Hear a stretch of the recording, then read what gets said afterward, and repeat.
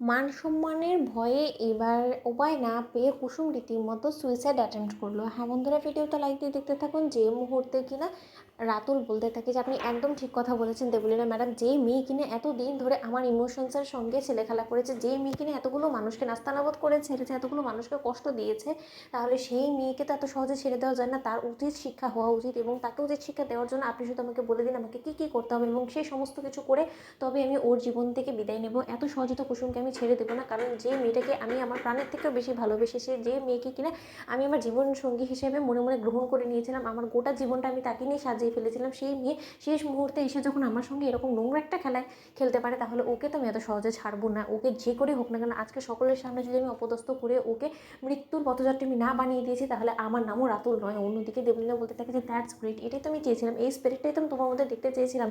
এবার শোনো, তোমাকে সেরকম কোনো কিছুই করতে হবে না। তুমি যেরকমটা বিয়ের প্রস্তুতি নিয়েছো সেরকমটাই করবে। তুমি বর সেজে বরযাত্রী নিয়েও তুমি বিয়ের আসরে গিয়ে পৌঁছবে, এবং সেইখানেই হবে মূলত তামাশা। কারণ যেহেতু কুসুম এই ব্যাক স্টেপ চলে গিয়েছে ওর বিয়েটাকে নিয়ে, তাহলেও কোনোভাবে বিয়ের আসরে এসে পৌঁছবে না, এবং তারপর মুহূর্তে যখন কিনা লোকে সকলে সমালোচনা শুরু করে দেবে, ঠিক সেই মুহূর্তে তুমি কুসুমের এই নোংরাম্য, এই নষ্টামির কথাগুলো সকলের সামনে তুলে ধরবে। তার পরবর্তীতে আমিও দেখেছি কুসুমের চরিত্রে লাগা দাগ কী করে ইন্দ্রাণী গাঙ্গুলি থেকে শুরু করে আয়ুষ সকলে মুছে দেয়। অন্যদিকে কথা বলা মাত্রই রাতুল বলতে থাকে যে ঠিক আছে, তাহলে আপনি যেরকমটা বলবেন সেরকমটাই হবে ম্যাডাম, আপনি একদম টেনশন করেন না। কুসুম ওয়েট অ্যান্ড ওয়াচ।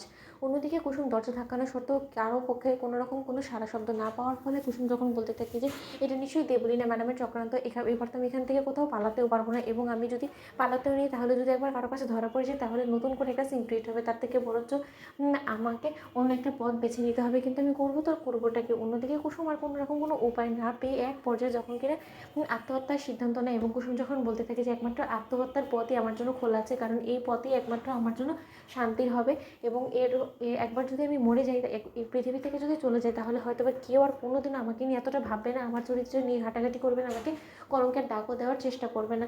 অন্যদিকে কথা বলা মাত্রই কুসুম যখন কিনা আত্মহত্যা করার জন্য অবশেষে বিষ খায়, এবং বিষ খাওয়া মাত্র কুসুম যখন অচেতন অবস্থায় পড়ে থাকে, অন্যদিকে মীনাক্ষী বলতে থাকে যে কী ব্যাপার দীপালি, কোকনে কি এখনও রেডি হয়নি নাকি বলো তো। ঠিক সেই মুহূর্তে দীপালি বলতে থাকে যে না ম্যাডাম, আপনি যেখানে আমিও তো সেখানে, আমিও তো কুসুমের এই সকল বিয়ের যোগাযোগটাই ব্যস্ত হয়ে পড়েছে, ওদিকে নিশ্চয়ই বিউটিশিয়ান এসে কুসুমকে সাজাচ্ছে।